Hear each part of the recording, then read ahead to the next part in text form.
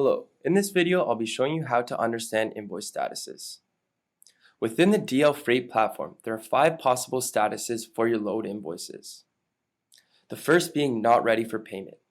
This is the typical status that a load will have right up until the carrier submits the invoice to Freight Payables for payment. The next being in dispute. This is a status that can occur when an invoice is placed into dispute either by the carrier or automatically by the system. Whenever any carrier participant in the workflow raises a dispute or rejects a load, the status of the invoice changes to in dispute. The system can also raise an auto dispute if a carrier submits accessorial charge units that do not match with the accessorial charge units approved by the NOC.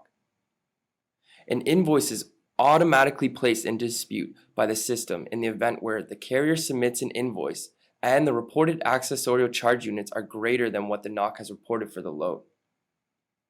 The next being ready for payment. This is the status of an invoice that is sent by carrier to Freight Payables. An invoice can only be placed into this status and can only be submitted if all disputes have been resolved. The next being paid.